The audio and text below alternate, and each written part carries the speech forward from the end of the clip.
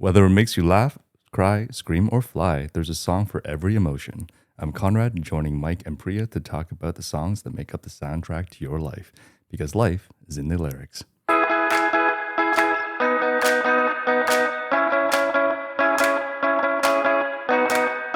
Yee-Haw, little listeners. I'm Priya. And I'm Mike. And I'm Conrad. I'm so Yeah. sorry. Yes. Yeah, that's great. Sorry, look at me. I'm like trying to steal all of the energy already. Yeah. Thanks for joining us for Life is in the Lyrics. You know, we've been doing this podcast for 7 months now. Isn't that crazy? Yeah, it is crazy. Time really flies when you're having fun. And we are having a lot of fun, aren't we? Oh, we'd be having a grand old time. Speaking of Grand Ole, we're going to the land of the Grand Ole Opry today with our special guest, Conrad Chung. Welcome. Thank you for having me, guys. I'm so excited to be here. Yeah. Great. Well, Conrad, thanks for coming on a Sunday afternoon to talk with us about music. Yes, I'm quite excited because it is about country music. after all. Yeah. Yes. Yeah. Yes. Now, you have probably guessed, and we've given it away, that we be down to the bayou to the land of strawberry wine, pickup trucks, whiskey, beer, and honky tonk. That's right, y'all. As Conrad said, we're talking country music. All right, Priya, hold your horses. Let's start from the beginning, shall we? All right. Conrad, please tell us how you got to come to be a guest and how you got to our little podcast. Oh, okay. Where do I start? So I kind of got involved actually when I bumped into Priya at a vegan wine event with A vegan food and wine fundraiser right for right. Wishbone Lab. Oh, right, yes, Yeah. with Lauren Toyota. Do we mention names on this? Yeah, we Oh, can. yeah. Lauren Okay. Toyota is an amazing vegan food influencer who used to be actually a Much Music VJ. Oh, right. I forgot the Okay. music connection to that. But Yeah. yes, so we were, and we've known each other before then, but the country music love came Right. up then. Yes, because she was. I think you were serving me a drink, and then you're asking me what music I was listening to, and I brought up the fact that I listened to country music, and your eyes just sparkled and opened wide because I knew at that point you and I found Yeah. a kinship with each other in that Yes. way, Yes. and that was amazing.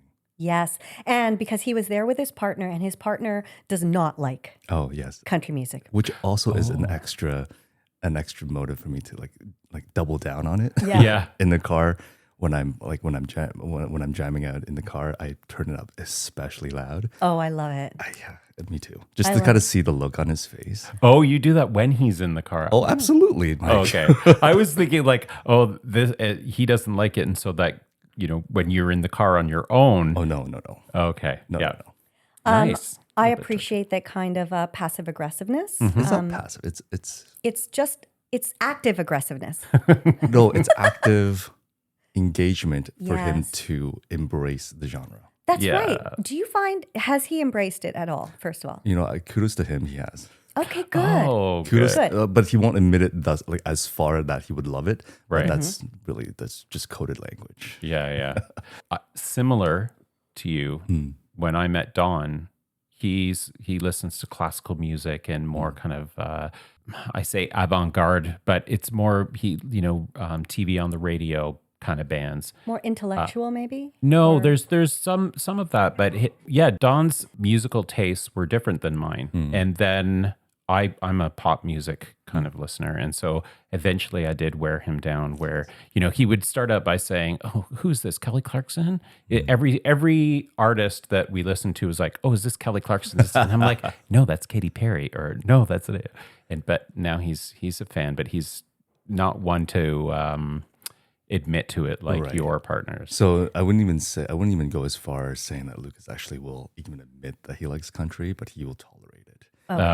But I have to craft these experiences in a way where I'm trying to make sure that it becomes quote unquote the backdrop of his life. Oh, So I like that. So for example, there's this one song that that whenever it comes on, and if we're in the kitchen together, I pull him right in, and we just start slow dancing and grooving to it. What's the song? It's called "Working on Me" by Riley Green. Oh, I was just going to mention his new song, The Worst Way. Oh yeah. That's a beautiful song.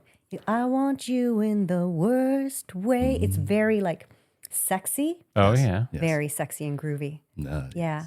That's how you got to do it, right? Like, Yeah, and then inevitably, like he coined it I didn't say anything, but he's like, how did this become our song?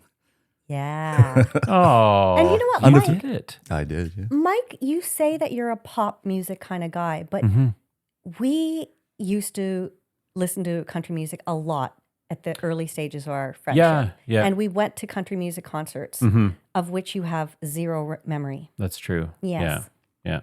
Let's, I was interested as we were going into this episode because I am a huge country music fan, although I think the artists that Conrad and I listen to are very different because I get most of my music in the car when I'm driving Right, from the radio. But I was looking up like what makes country music stand out from other styles. It's very interesting because these are things that are obvious when you hear them, but I wouldn't have really necessarily thought of. Women, booze, heartbreak. Well, okay. Encompassing all of that into the fact that lyrics and storytelling is really key to country music. Yeah. Yes. Above musicality, rhythm, beat, all of that. Right. And they talk really about blue collar, working class, simple life. The other thing is they have traditional instrumentation and a very distinctive vocal style. You know, that country twang, Yes. right? So those are the things that make it stand out, which I thought was really interesting because I know a lot of styles of music have storytelling to them, but really that's the crux of country music, right? That is correct, yes. Yeah. And it's I find it's the motive states that those stories conjure up as you're listening to them as a listener that is so profound because then it makes you, at least for me anyway, it pulls out memories and it draws out different kind of facets that I may not have been aware of. And it forces me to have that moment of reflection that I wouldn't necessarily think about when I'm listening to a pop song, right? Where it's more rhythmic and it's more beat driven. Yeah, and a lot of like the music is often overtakes lyrics in a lot of other genres. Like the emphasis is on the musicality or the different instrumentation as opposed to the storytelling. Like sometimes the lyrics take a real backseat in a lot of songs. And we've all heard songs where it's basically the same chorus just over and over again with like maybe 3 lines that are the verses, right? Baby, this is what you came for. Yeah. Lightning strikes every time she moves. That song doesn't really go anywhere. That's really all the lyrics. That's all there is. Yeah. But let's go back Not a little country. bit to introduce Conrad here, because I think that's also what makes it interesting that you enjoy country music. Because, okay, Conrad is, he has a great business that we're going to mention at the end of the episode as well, like direct you how to get there, but it's called The Dapper Dog. And they make the cutest scarves and cravats and bow ties for dogs, of which Kaya has one, and then she ate it. Oh, no. So I need to buy her another bow tie, but she has some of the cravats. But you are... Well, that's just to interrupt. Yeah. That is how I met Conrad. Yes, Yeah. at one of my wine events where they were set up selling some of... You can tell my story? Sorry. I'm going to just take a sip of coffee. Go ahead. That's right. Priya, you were hosting an event, and Conrad and your partner, you had a booth there, and you had these really cute doggy apparel items. So there was like the triangle scarves and the bow ties. Which I just said. Mike loves to do bandanas. this. He likes to repeat the exact thing I've just said a minute later as if it's new information. But, I'm going to side with Mike on this one, Priya, because he did say you were telling his story. Thank you very much, Fine, Conrad. Conrad. You're my guest. I by liked the you a lot. Now I like you even more. way. Fine. He's Talk amongst our yourselves. guest. Talk amongst yourselves. Talk amongst yourselves. So yeah, and that's how we met. And I had no idea that you had this country music affiliation. Neither did I. And then you pointed it out, and that made me like you even more. But that's what I'm saying. It's like, okay, this might be a little bit not so PC, but Conrad is Chinese, Yes. okay? And you just probably, no, come on, let's be honest. You probably wouldn't expect if you're at a concert at Budweiser stage listening to a country act that there's going to be a lot of Chinese people or Indian people for that sake in the audience. I just think it's very cool that is a genre that is his kind of preferred genre. And when he told me that, I was just like, as he mentioned, my eyes lit up. I was like, somebody who loves country music as much as I do. Yes, and I'm going to echo that sentiment because you're right. You're absolutely right in that every single time that I bring up that I like or listen to country music, actively listen to Yeah. country music, people give me this head scratching look, right? Oh, really? Yeah, they're like, "Oh, you really? Right. Why?" Yeah. Right. Have you been to concerts? So I was going to mention that. Yeah. So going back to Lucas one more time, have I worn him down? I think so, because last year he surprised me by buying us tickets to a country music festival for my birthday. Wow. It was in this little small town called Saint Agapit in Quebec. Oh, It was a 3-day festival, and so like the primary genesis was that Riley Green was headlining. Is the he event. Canadian? Riley Green is no, he's Okay. not. He's not Canadian. I think he's Alabama, Okay. from Alabama, and so I was really excited to see him, and I got even more excited when I looked up Right. the other artists that were lined up, and so one of them was Cameron Marlowe, Yes. fantastic artist. Yes. And then the second one was Lee Bryce, which I know, I love him. which I know, Priya, you love. I do. I do. And Mike, I've mentioned one of his songs way back, and that song kills me every time I hear Memory it. you don't mess with. A memory I don't mess with. Yeah, it's just beautiful It song. is, yeah. And so we were there, and you were right. Like we were there. We drove from Toronto all the way to Quebec City, like an 8-hour drive or something like that, only to be standing in the middle of a field. And unfortunately, that afternoon when we got into St. Agapit, it was raining. And it was like, as you would expect, a country music festival to be held in a open field right. and next to, I think it was a pig farm. I'm not quite sure. And Lovely. so when all the, with all the precipitation, Oh no. right? Yeah. So we were basically standing in inches of sludge. Oh my God. I didn't bring my cowboy. I don't own a cowboy boots, and so I think from appearance wise, I don't look like the typical audience member that a country music artist would kind of cater towards to, right? Right. And we were there, like it was apparent. I was in shorts with a white pair of sneakers. The only thing that was country about me was like my boyfriend, who is a white dude with a beard and a trucker hat. Yeah. And he hates country. Oh, isn't that funny? It was and yet like, he looks. And then he looks country, but he hates country. He hates country. Yeah. Now, what was the makeup of that audience? Did you notice? Oh yes. Going back to that, primarily white, Obviously. right? Farming community. Basically, as you would expect. I don't think I've met or I've saw, but the thing is, granted, we were only there just for the shows. We weren't there for the actual during the daytime for the actual other festivities. So I didn't get to see the crowd at that point. But from what I saw, it was just primarily a white audience. Yeah. We've been to concerts in at the Molson Amphitheater and or Budweiser Stage or whatever it's called. Yeah. And a couple of them that we've been to that were country. I can recall us looking around and going like, "Oh, look, I can there's count. a person of color." It's Yes, like it's almost like a joke. A very homogenous looking audience. Yes. Yeah. It's a slow change in that genre, but even with the artists now, you are starting to see kind of a more diverse artists coming up. Darius Rucker, Kane Brown. Darius Rucker's actually been a while for a long time though. Yeah, he has, Yeah, but he's kind of started to have hits in country music over the last like maybe 5 years, right? He's been around for a long time with Hootie and the Blowfish before that. Right, yeah. But have you heard the new song with him and Scotty McCreery? I have Bottle Rockets Bottle Rockets, but then it has Hold My Hand sort of as a background. background I music. didn't. I mean, I casually listened to it because I was working. I actually just heard it yesterday. I was just working and was just playing in the background, and I was like, "Oh, that sounds like Darius Rucker." Yeah. I didn't actually get into the specifics of the song itself. So. Yeah, it's a great song. I just heard it on the way here, and I thought it was really cool because now you see more, quote, mainstream white artists embracing kind of other artists and collaborating with them too.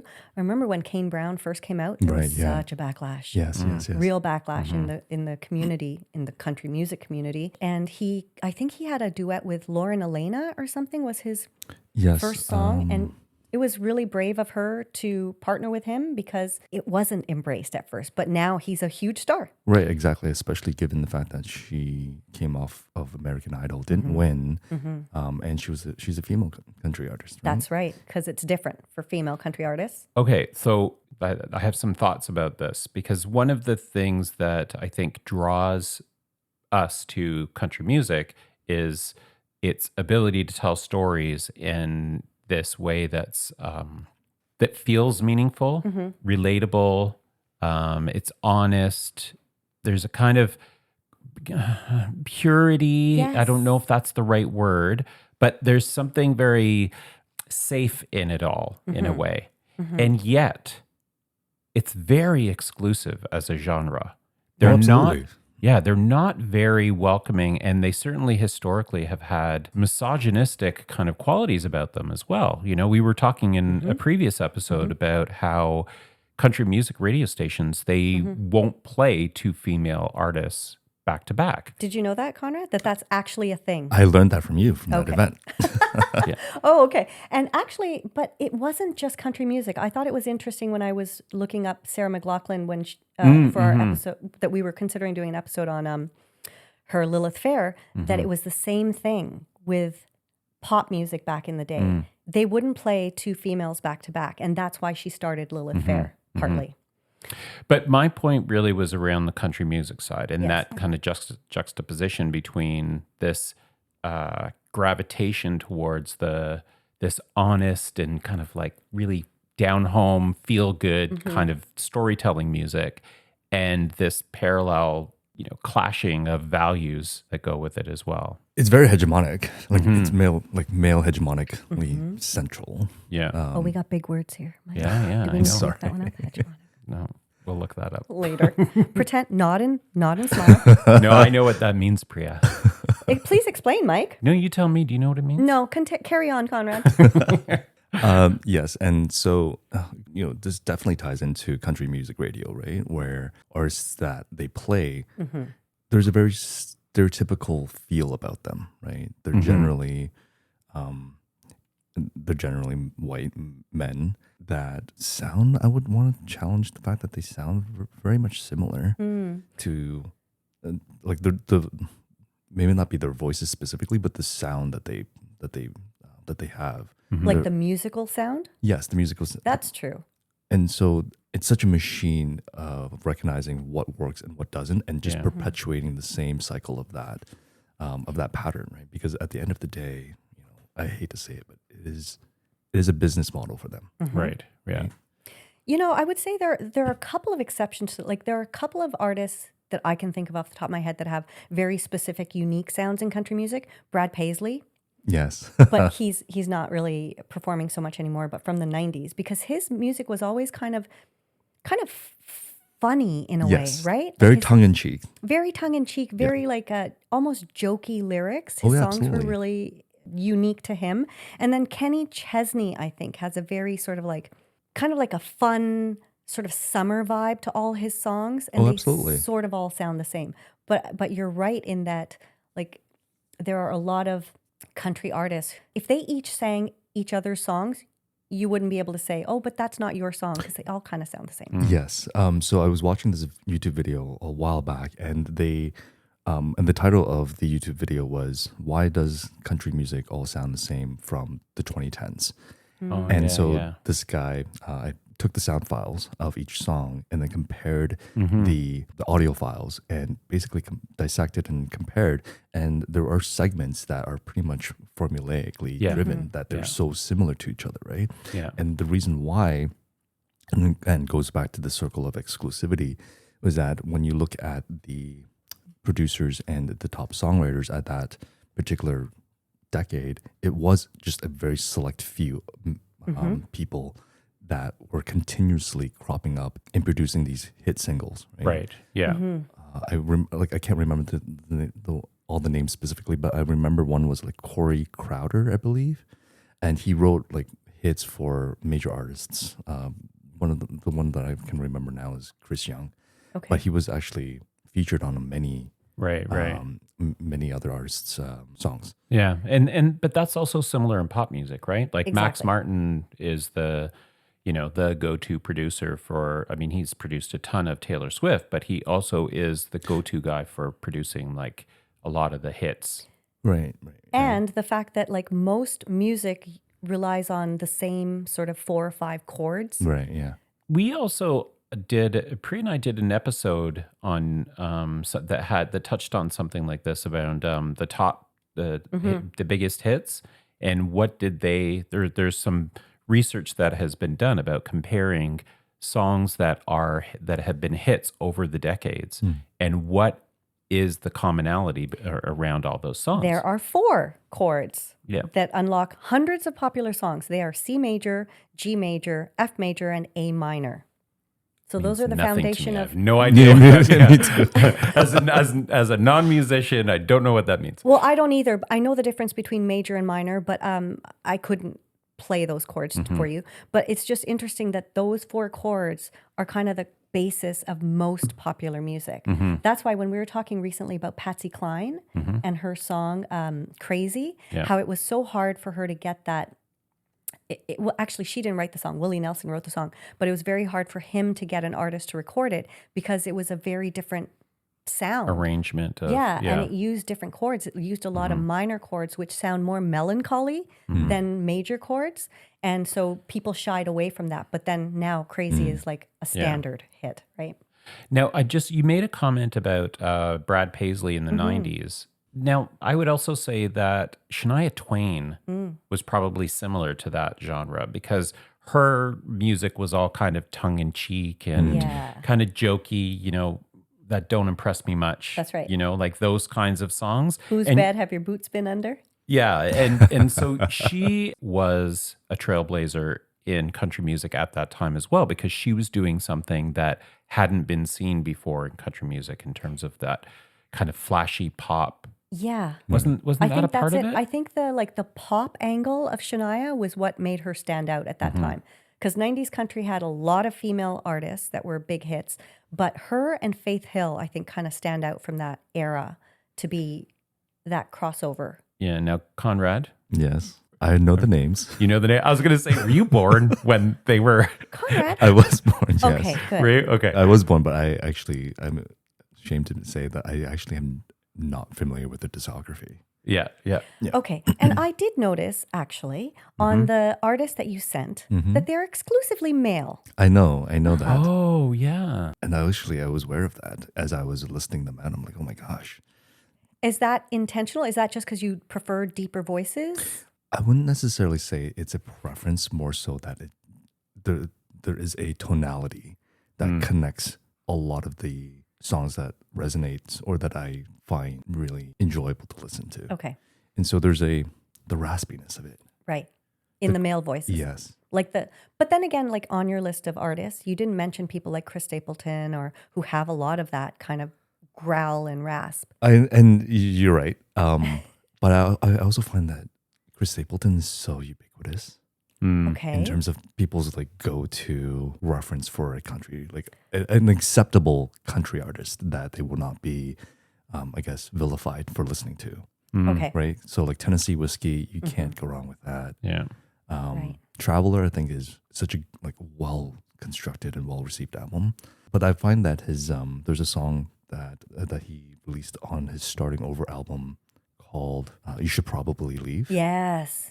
Oh man, I love that song. That is Do you know that one, Mike? No, I don't. That is such a good jam. Oh, I wish I could remember but it just, I can't remember too much of the. Da, da, da, da. I hate it when you know the song so Yeah. intimately, I know, but and then you when can't. like a drop of a hat, you can't pull out the lyrics. Yeah. Yeah. We've had that many times. Okay. But it is such a great song, basically about. So it's basically a broken relationship where he wants to get back with his girlfriend, but then but he knows that she doesn't want him in the same way, but she still calls him up for like a booty call or whatever. right. And he keeps wanting her to stay, and knowing that she'll eventually leave afterwards, right? But he'll succumb, like he'll always answer the call. He'll always pick up. And then afterwards, when he finally when he does pick up the call, the next morning, she always leaves, and he's always hoping that she wants to stay. Did you guys figure out the lyrics yet?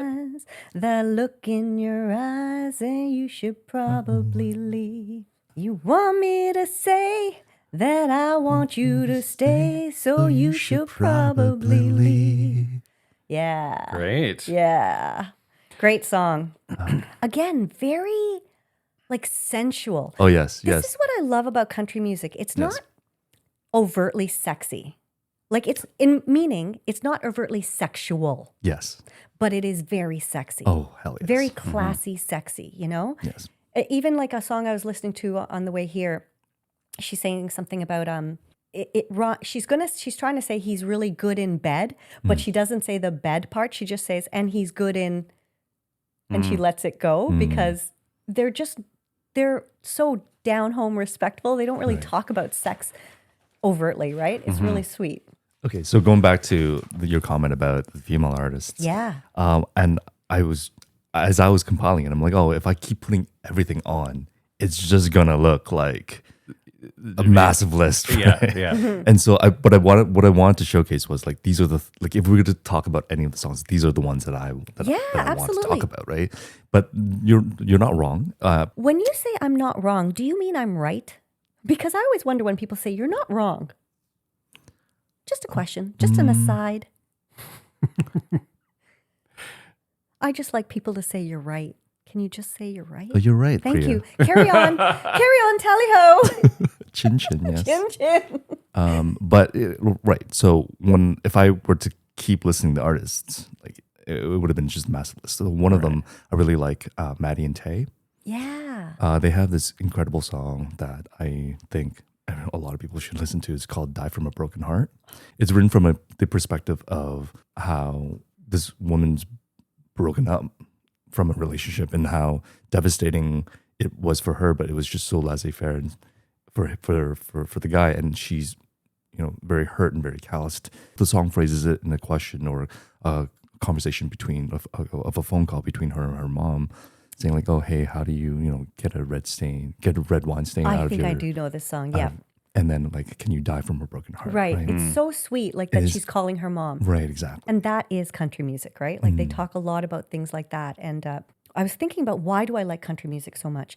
I feel like it really hits the heart a lot because it's so much about the simple things in life. They talk a lot about growing up on the land and in the fields and, spending their summers fishing by the lake and just like the simple joys. But why does that resonate so much with such a large audience though? Because I think it's universal, Mike. Like these attributes that they're singing about and these qualities that they're trying to emote or to convey, these are universal feelings, right? Particularly drawing up familial joy, bonding with people that you love, hanging out with friends that you get to see or may not get to see quite often. And so it kind of recalls and recounts back to those elements of your life that you often overlook or that you often take for granted, but then they're celebrated here, that they're actually put on display up front and center and unabashedly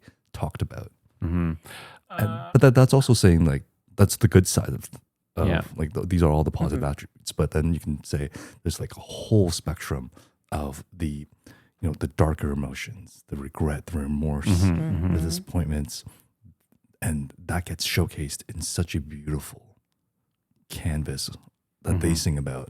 And I don't necessarily. You really love country. What I'm curious about is the symbolism in country music and how that is so it's so triggering.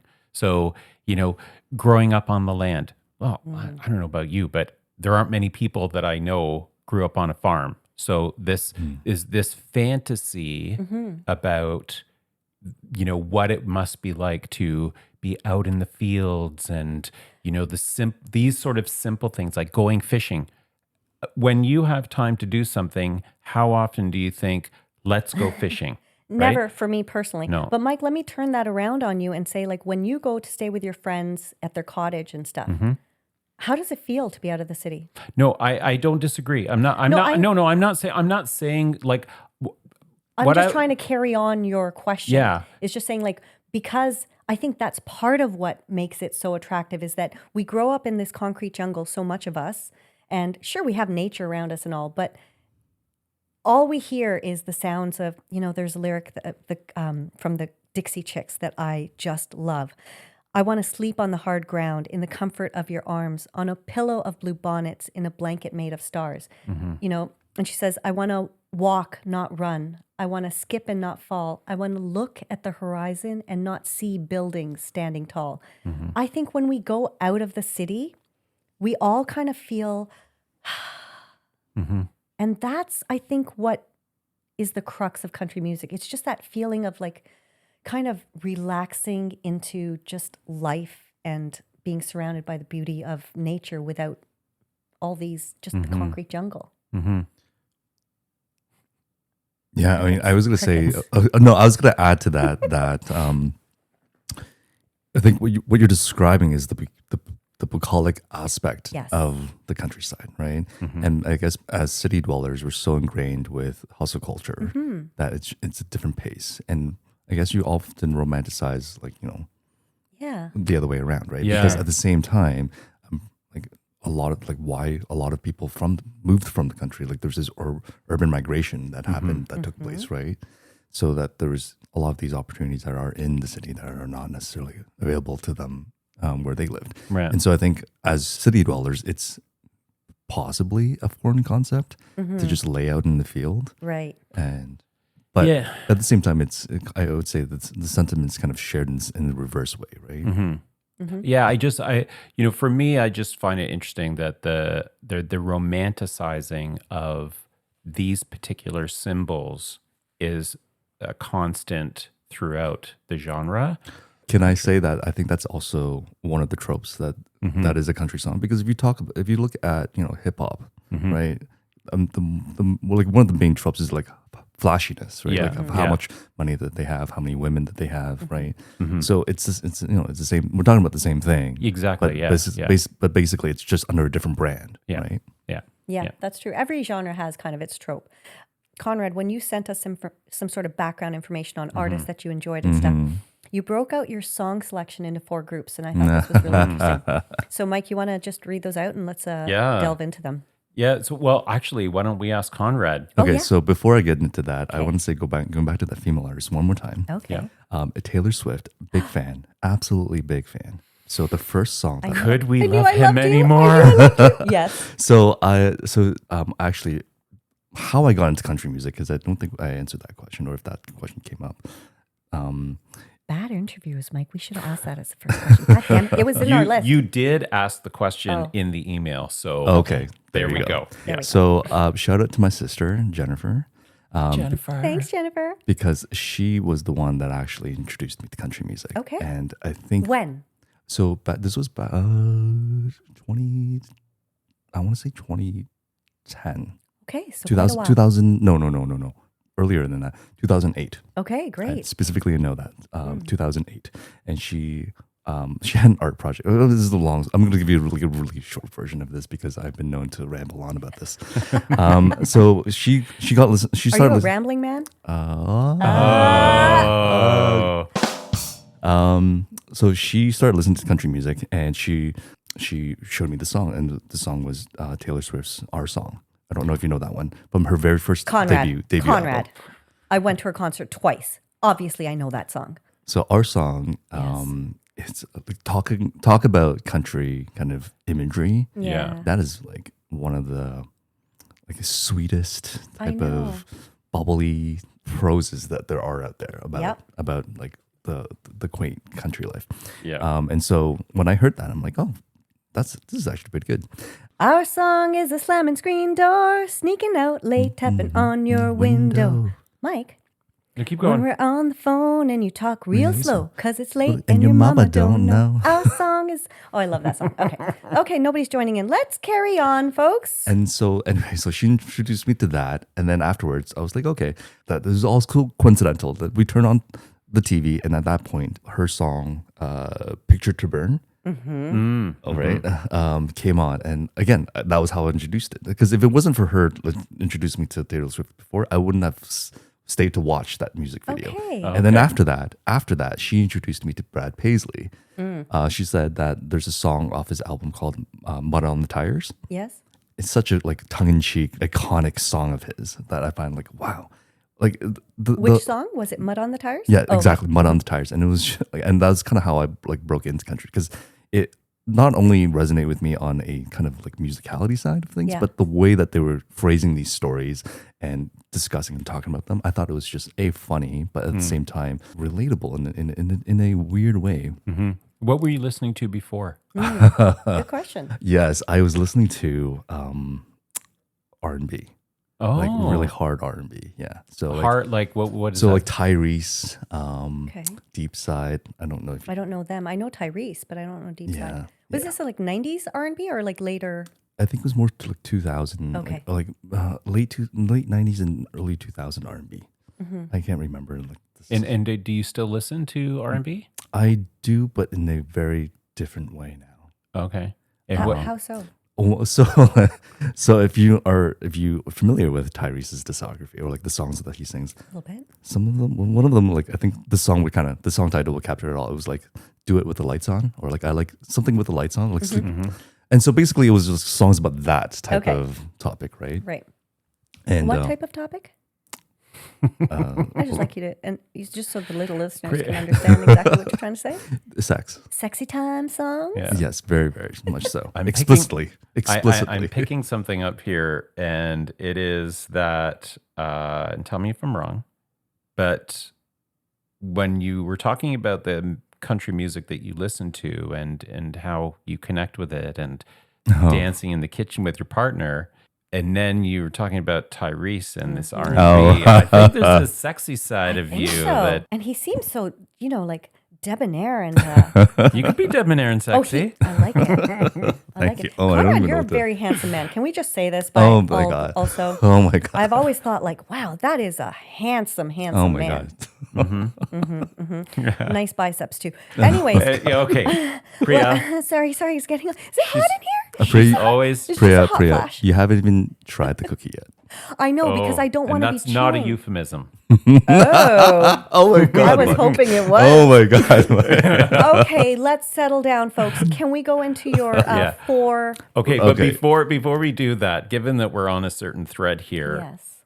so when I was preparing for this recording and I was looking at the artists that you had provided us, and then I was going online and checking out their videos, You had sex in your mind? I was like, oh, wow, okay. Oh, this guy, oh, Jesus, okay. Oh, God. Okay. I don't I'm like, necessarily these know are which hot songs. guys. Oh, These are hot. Well, all the guys. Yeah, they guys. are very hot. That Yes. Roman yes. Alexander? Oh, oh. my God. He is a hunk. And his voice, I love his music. Mm. And it helps that it's being sung by... A really And attractive. again, this goes back to that, that topic about what works for country music radio, right? And it's this kind of stereotypical imagery of what a country artist, that the music industry is wanting to project. Yeah. Exactly. Yeah. And that, yeah. and then as consumers of the music, that what we're then being conditioned to accept as the front person of what a Let's country say artist the should be. image. Exactly. Yeah. But I would say I agree with that. But there are some artists who break through that, right? Like Chris Stapleton That and Luke Combs. and Luke Combs. Like Chris Stapleton, when he first came on the scene, he did not look like the rest of country music with that beard that goes down to his belly button. But the funny thing is, I actually thought he looked more country than all the other guys. 100%. Right? He looks like somebody that is probably riding a tractor. But he wasn't, but they weren't the people who were performing on stage, right? Right, So right. he looked very different. So I think that you can, when you have a special talent, like you can kind of Oh, yeah. break the mold. Which Well, is, there's I noticed that a lot of the artists, as I was getting deeper into this Nashville scene, there are a lot of young, handsome, kind of Polished. polished Yes. white men Right. with tattoos. Right. It's like they all look like hipsters. Right. Yeah. That's true. And a lot of people now look like country artists because that's a popular look. Yeah. Like the hipster look kind of replicates country music artists. So it kind of feeds back and forth. And I see that you have a buffalo check on. Is that You know. representing today? And what am I wearing? Uh, I'm wearing a Johnny Cash. You walk the Oh, line. I walk the line. Yes, right. I always walk the line. I most of the time cross the line. But anyways, so now You run past I the run line. right past it. Okay, back to your four core. Yes. Oh my category. Yeah. I like this. So it when was when Priya asked me to join the podcast, I was not only just excited, but I was just like almost nervous in a way because I wanted to showcase the artists that I absolutely think is deserving of more recognition than they are currently having.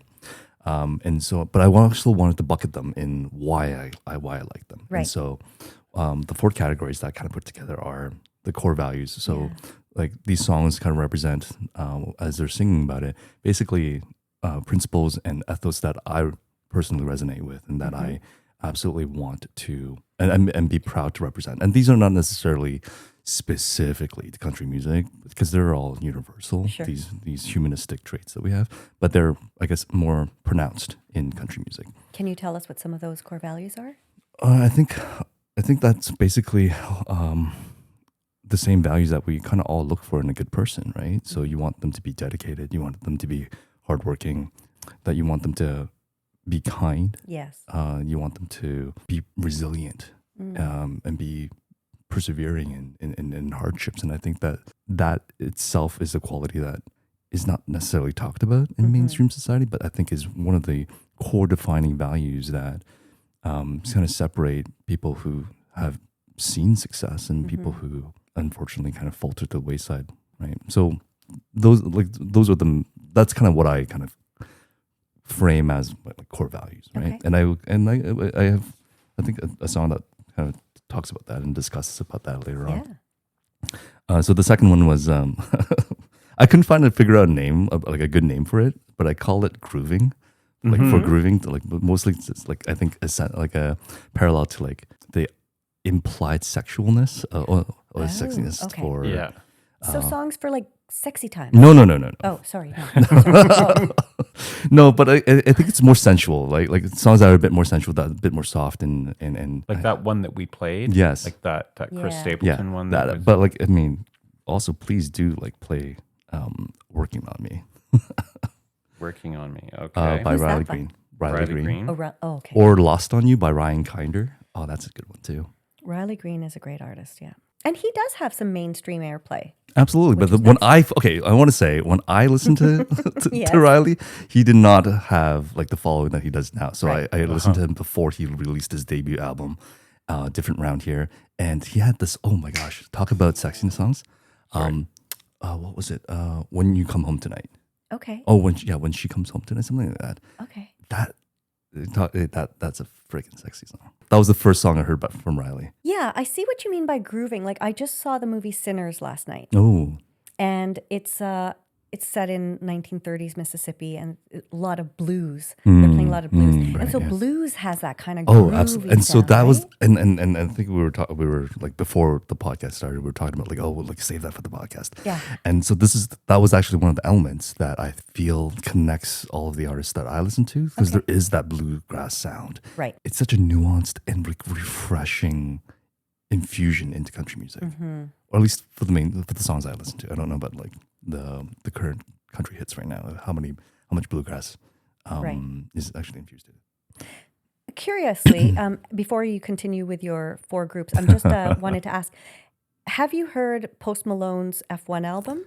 I did not take a full listen to it. Okay. So I have not gotten that far yet, sir. The only reason I mentioned that is because you were talking about bluegrass, and when we've talked about this album a little bit before, because he really explores country music is a genre, but they have so many subgenres in there. Absolutely, there's like honky tonk, there's bluegrass, there's like old Appalachia. country. Yeah. So, and he crosses a lot of those subgenres, which I think is super interesting because you can tell he loves country music because it's he's delved into all the